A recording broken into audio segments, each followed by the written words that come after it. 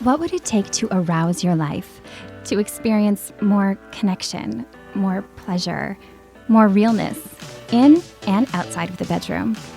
I'm August McLaughlin, and this is Girl Boner Radio.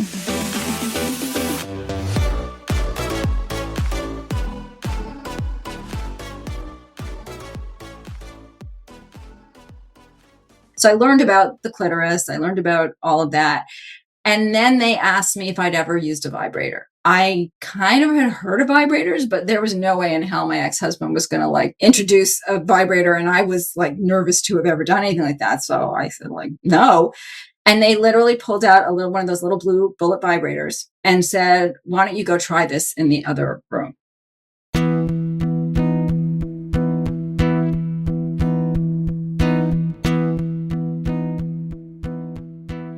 Karen Bigman is a midlife sex and relationship expert, certified sex educator, and menopause coach.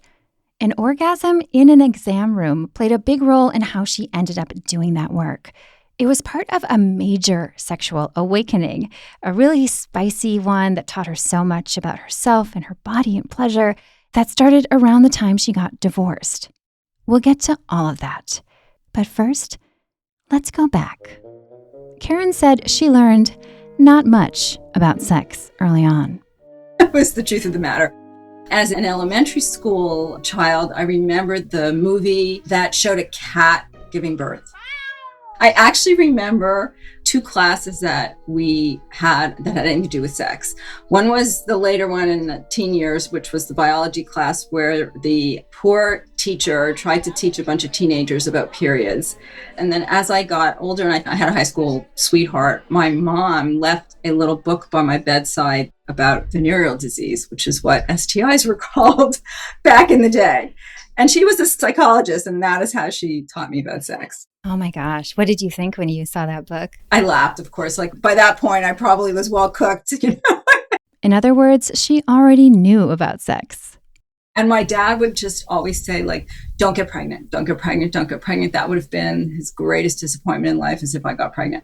There was no internet back then, no smartphones or computers to seek out sex info. So Karen just had to figure things out. I think I learned by doing with my high school boyfriend. I remember there was a lot of chatter, one or two serious couples, and it'd be like, oh, are they doing it? Are they doing it? Or we didn't know really what it was. She remembers when she learned firsthand what a French kiss really was. It was in 5th grade. She went to a party at a classmate's house. The parents were away. We all agreed that we were going to all try French kissing that night, all the couples. And the guy that I was dating, whatever you call it at that age, and he goes, let's just kiss and I'll tap you on the back if I want you to stick your tongue out again. You had your own little, it's almost like leveled safe words. It's tap means keep going. I guess so. We were ahead of our time. Who knew? Was it a pleasurable experience? I guess so. I mean, I've always loved kissing. To me, that's the most central part of any intimate experience. After high school, she started college, where she had one partner. It was my high school boyfriend. We used condoms by then. And I grew up in Montreal, Canada, and we finished high school in the English system at literally 16. So when I went to college, I was just turned 17. And I'd never been to a gynecologist. So I learned about birth control in college at the clinic by getting a diaphragm. I've always been somebody that's not one to hook up. It was just never something I was comfortable doing. So even if they were shorter term relationships, I'd always only had sex, as we knew it then, intercourse with somebody I was in some sort of relationship with. I was kind of a serial monogamist. Other than my high school boyfriend, I had my heart broken quite a bit. It was kind of figuring myself out, and learning to value myself was a really hard thing until I met my ex-husband. We'll call him Dylan. They met during a holiday weekend. It was actually quite a romantic story. My ex-husband and I both grew up in Montreal, went to college in Boston, went to graduate school. He went to Harvard. I went to Columbia, ended up in New York City. So at that point, we were both living in New York City. And it was July 4th or July 1st in Canada was a holiday weekend. We were flying back to Montreal and sat next to each other on a plane. We were 10 months apart. He was 10 months older than me. Had grown up in a different community than mine, but we sort of knew mutual people.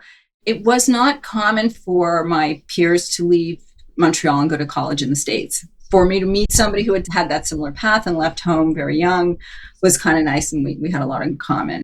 I was 25 when we met. We got engaged in 6 months. We got married the following end of October, so pretty quick.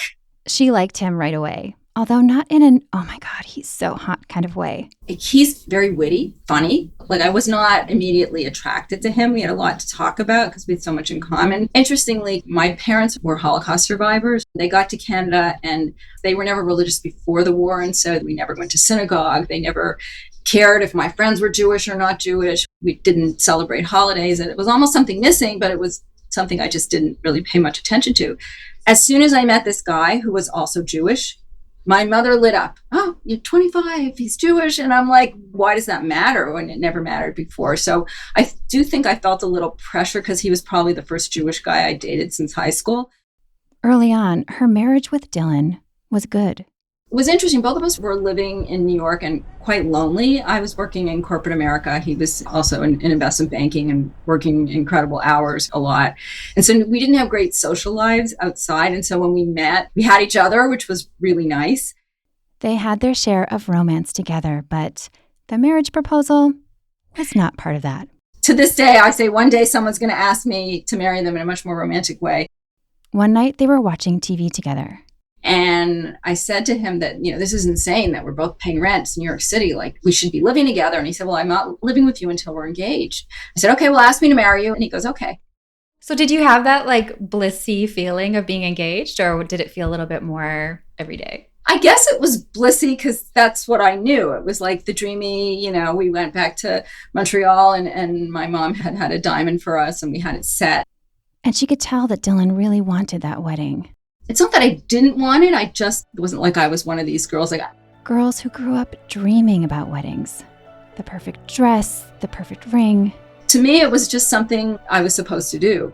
Sex was sort of like that too. I didn't realize that I was a sexual person. Like, I knew I liked sex and our sex life was fine. But of course, I didn't have that much experience by that point, but good enough that I thought it was okay.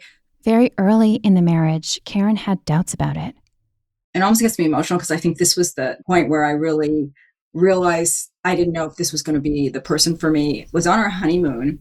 We went to Australia. We flew to Cairn, which is on the coast, to go out to the Great Barrier Reef. And we spent a night at the beach. And we were walking along the beach and the stars were up and it was just the most romantic setting. And I kind of pulled him over and I said, let's have sex. And he would not. It was like he could not let go enough on his honeymoon with his wife to have sex on the beach.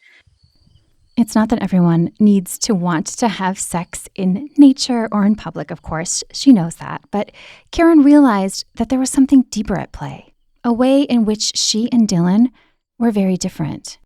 He's just a very emotionally shut down person. And who knows, when you're 25, you don't really think about how you want to get deep with somebody.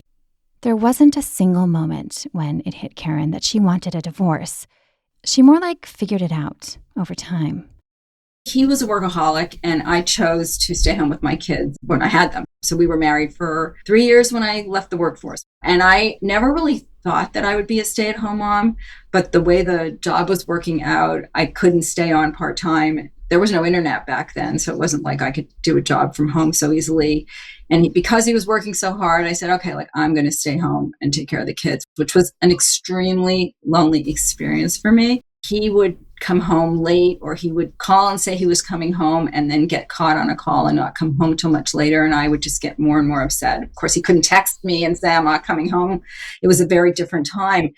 And it was just feeling more and more lonely. And I couldn't understand what it meant. I'm like, I'm married. How can I be lonely? Karen was about 40, married for 13 years, when she reached an emotional low. I sunk into a terrible depression. I get emotional even talking about it. Finally finding therapy, I learned the expression alone in a marriage. Of course, raising children presents a whole different paradigm for how you show up for each other. I had insisted that we have dates every Saturday night. We had a babysitter that we loved.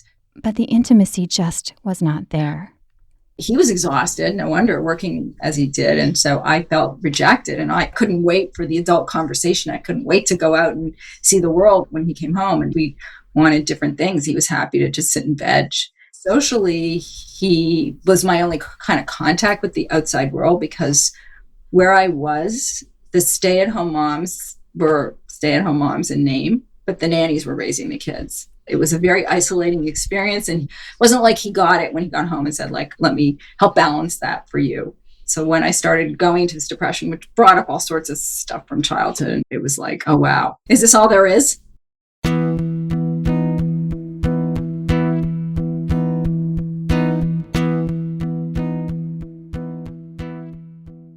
You don't need a partner to upgrade your sex life. As you might recall, my own biggest sexual awakening happened during a solo session.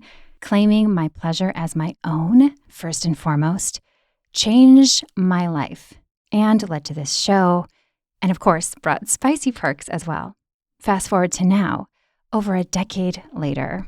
I've been lately doing some intense caregiving on top of work and life and everything else. And honestly, self-pleasure has not been at the top of my to-do list. That's why I was so happy to find the Beducated course, Self-Pleasure Journey. Talk about some compassionate and practical inspiration. One of my favorite parts is the Mindful Masturbation Checklist. It guides you through intentional solo play sessions, starting with setting an intention and ending with pelvic floor exercises and jotting down some notes. The course starts by helping you connect with your body using things like breath and sound and movement. Then week by week, you get more exercises for 2 full months of pleasure you deserve. And you can fit it into quick breaks. You don't need to invest a ton of time in this. Given that it's Masturbation Month, now is an especially good time to make the most of your own solo play. That was for sure a reminder I needed. Get your own personalized roadmap to sexual joy and pleasure by taking the Beducated quiz. It only took me a couple of minutes. At the end, you'll also get a special discount for Girl Boner listeners. So take the quiz, see all that Beducated has to offer, including over 150 courses on sex and intimacy, curated by experts, at the link in the show notes. Remember, you're worth it. Your pleasure is worth it. And solo play is a beautiful way to invite your own spicy, fun, pleasure-filled sexual awakening.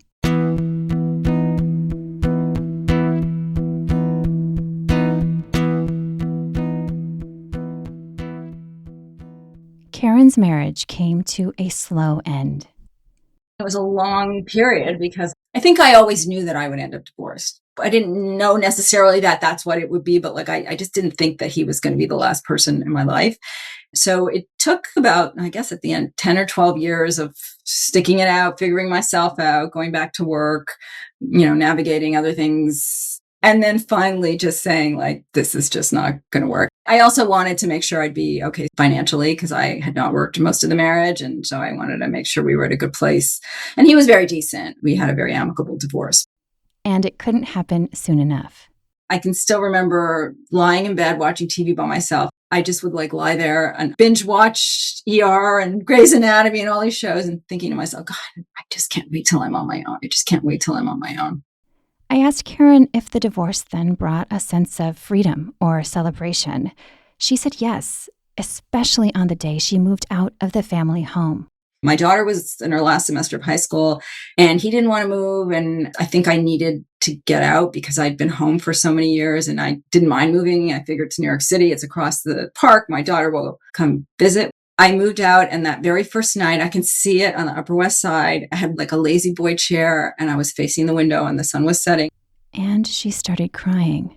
It was like tears of relief. I had been fighting for so long. I had been so sad and unhappy and feeling like I couldn't do and be myself for so many years.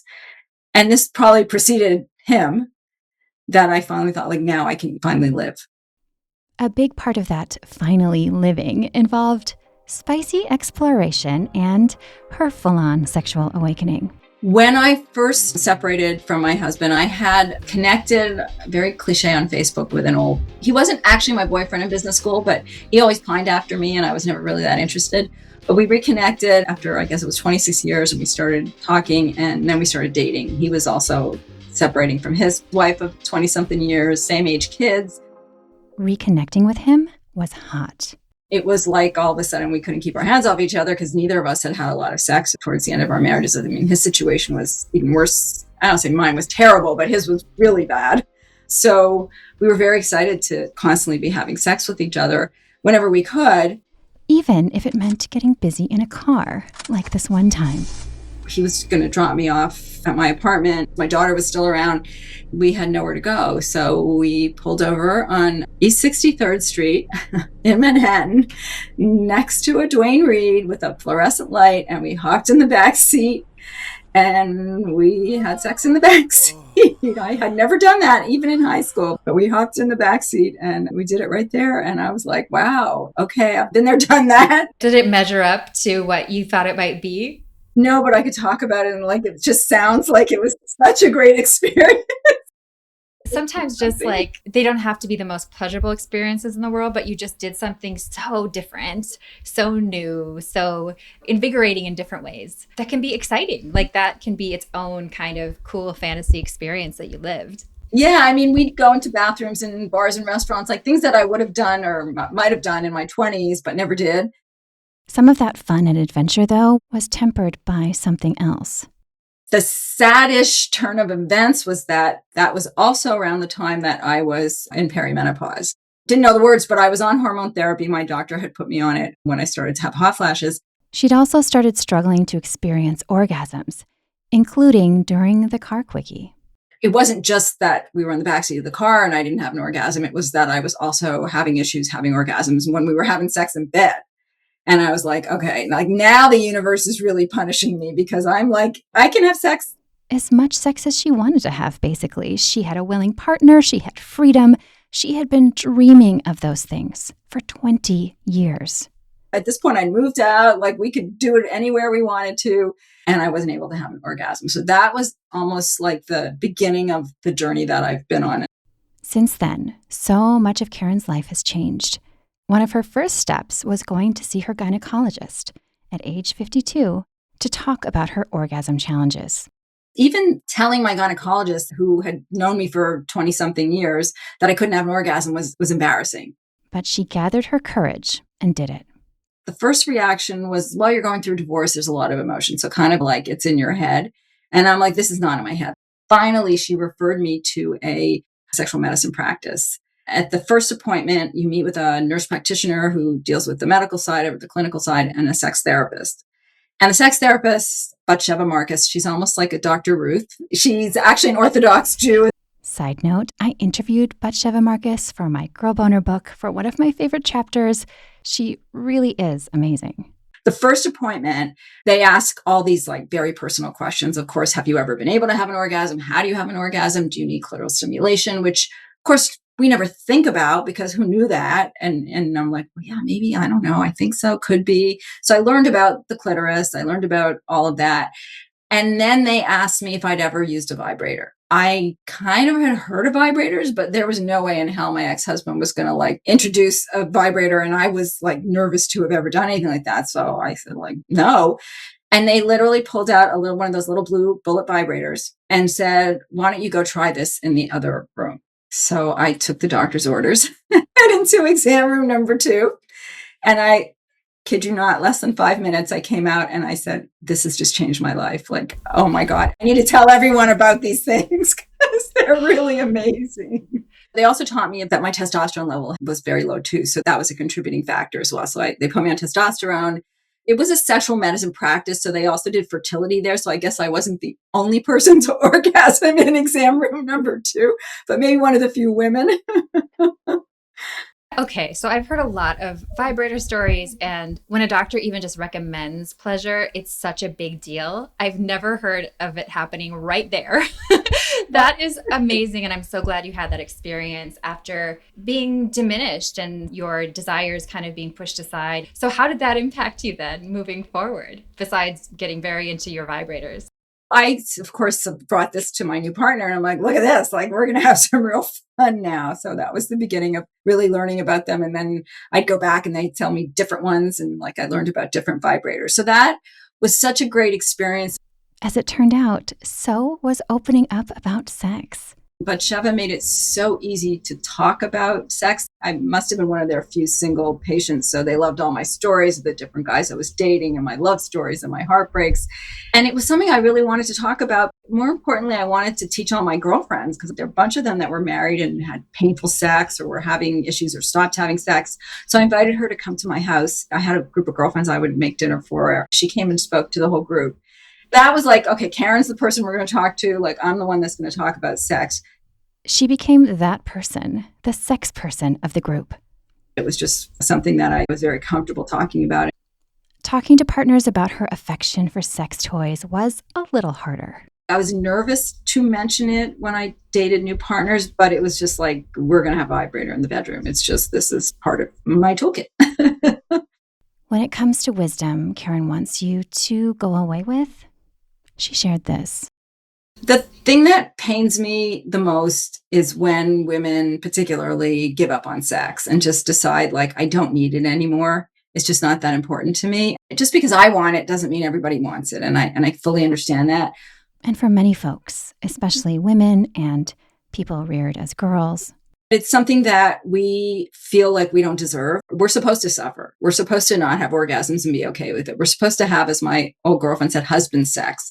We're supposed to do all these things, but nobody's ever supposed to do anything for us. And so part of this is like, I want my orgasm in the bedroom. I'm going to have one, whether you're going to give it to me or not. That is part of my right and my enjoyment in this experience. That's something that I feel like we have such a hard time doing. And then the other thing is just shame around talking about it and admitting that we're having challenges, or admitting that we're having fun and that we like sex, because you're not supposed to. If you're a woman, you're just not supposed to like sex. Everybody's thinking it and nobody's saying it. And that's the part that's so frustrating, because as soon as I meet a stranger, man, woman, wherever, if I'm sitting in a bar or somewhere or sitting next to somebody on a plane, as soon as I say what I do, people want to talk about it, because they're all experiencing it and they're all embarrassed and afraid. And if we just open our mouths and talk about it, you can be respectful and still talk about it. Like, that would just make this whole world a better place.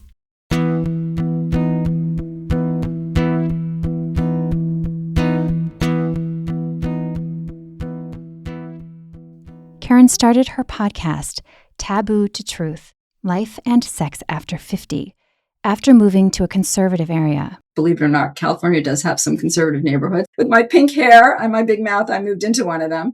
She realized how common sexual shame was there during a book club meeting. The book had a racy sex scene. The husband was giving the wife a blowjob and she was mortified. And I was rolling my eyes saying, seriously, folks, we can't even talk about it in the context of a book. And I said, look, I'm able to talk about it. And I just picked up my phone and decided I'm going to start a podcast, which started with my story and then became bigger and bigger. She said the podcast has been one of the most interesting and fun parts of her journey. All those years of being told, just go find your passion. 60 years later, I found my passion. It's not just about sex. It's about human behavior. It's about how we show up in the world. The stories I hear from people about how they've dealt with what they feel their inner passions, learning about different ways of being in the world, whether it's your gender fluidity, your sexual fluidity, or relationship fluidity, learning about all this stuff. I just feel like I'm the person who can bridge that gap between getting older and being sexual and still being able to have sex and talk about sex, because it's easy for me to do.